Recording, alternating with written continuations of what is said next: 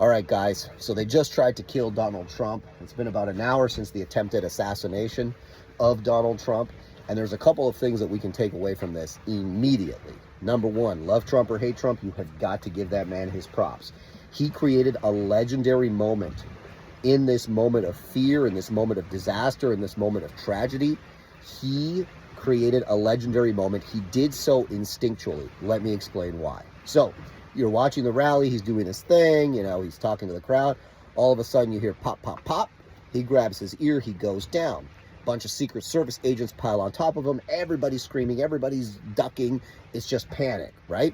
Anyways, they get him up and they start to hustle him off the stage. There's guys in tack vests, with AR-15s, and, it's just pandemonium. He fights a little bit free of that encircling group of Secret Service agents and starts pumping his fist, right? And screaming, fight, fight, fight.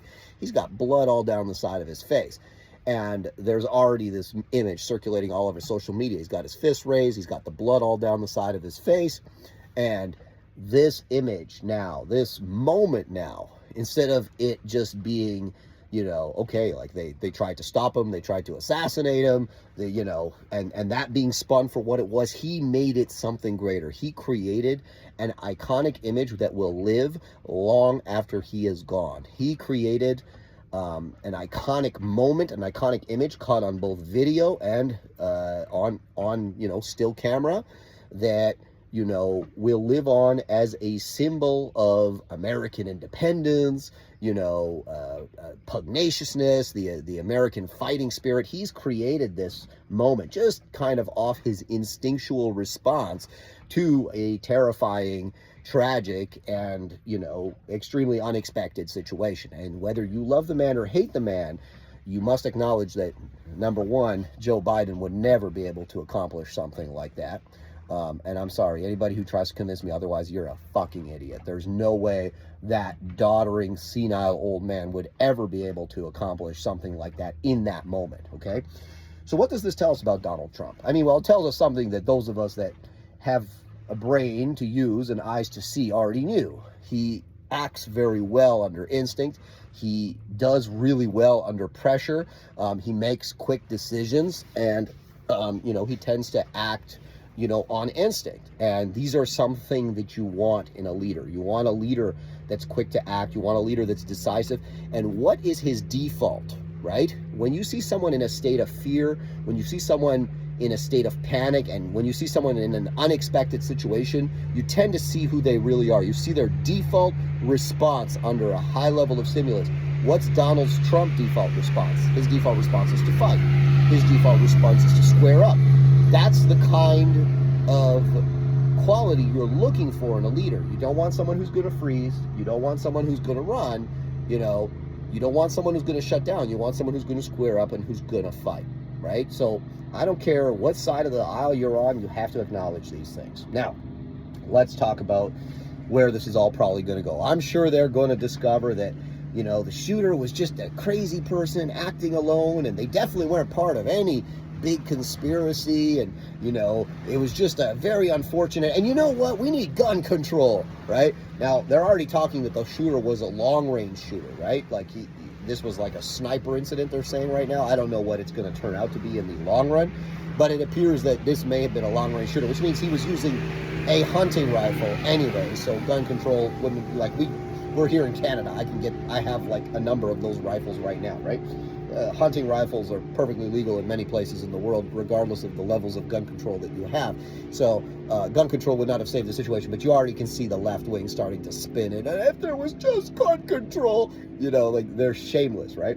So here's the thing, Donald Trump, I think in this moment just won the election, right? Like if you didn't see that he already won the election with, the debacle of the last debate for Joe Biden, at this point in time, you have to really kind of see, like, okay, unless they actually do manage to kill him, which I don't doubt they're going to try to do probably again, he's going to be most likely the next president of the United States. I don't care how much gerrymandering you do to an election. Right now, he's set to win in the landslide, right? This is only going to help him. This is only going to underscore his movement.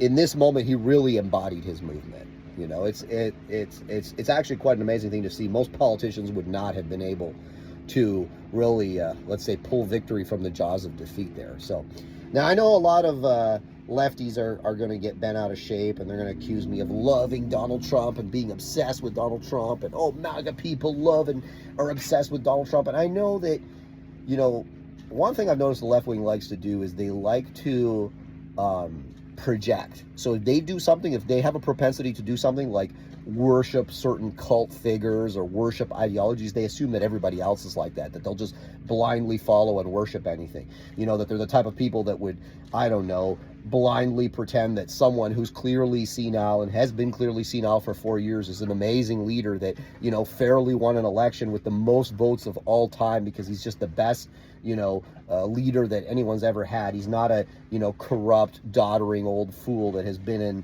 you know, public service for 50 years and has accomplished exactly nothing other than enriching himself and his family. Let's pretend he's a hero, and let's pretend that he legitimately got, like, I don't know, 80 million votes, and you know, he's the greatest leader of all. And then now we'll all pretend that we're so surprised when he does this debate and just gets slaughtered in the debate because, you know, he's clearly senile, and, you know, his ability to think and reason and react is so compromised it's not even funny. Let's pretend that this is a good candidate to be the leader of the free world, and not the orange man who makes me feel icky because, you know, I've noticed this one thing too.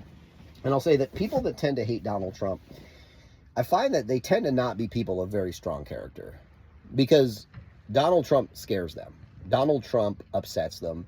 Donald Trump is the opposite of who they are, right? So, like, somebody like me, I can look at Donald Trump and be like, yeah, that guy's a G. I can respect a lot of things about him. I don't worship the dude. Like, I can see his faults and his failings because he's a human being like anybody else. But I think as compared to Biden, you know, he's just so much of a clearly better candidate. When you look at the 4 years of his presidency, I mean, I think, you know, the world was, I know the world was a much better place under his presidency versus under Joe Biden's presidency. You know, things have just gone crazy. And we've, you know, so many more people are dead. You know, the price of weak leadership, there's this asinine idea that if you have like a weak kind of doddering old fool of a leader, nothing bad's going to happen. No, in fact, a lot of bad things happen. Lots of people die.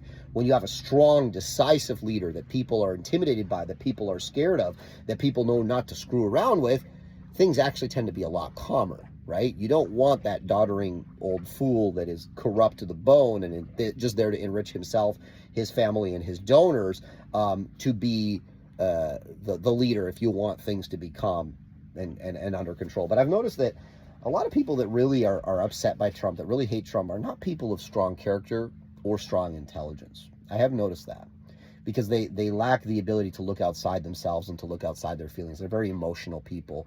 And I think they hate people like Trump because he's kind of like the opposite, right? And people that like Trump are generally people that, and hey, don't get me wrong, there's certainly a fair few dummies that like Trump too, but, you know, a lot of people that I know that I consider to be, you know, strong, upstanding individuals, you know, businessmen, you know, men that bring value to society, strong men, you know, masculine men. These are the type of people that like Donald Trump because, you know, he's that kind of dude, right? And again, he has his failings. He's certainly not a messiah or a perfect man, but when you compare him to the, let's say, the opposition, he's eminently better. So, very interesting. We'll see what happens, and see you guys on the next one.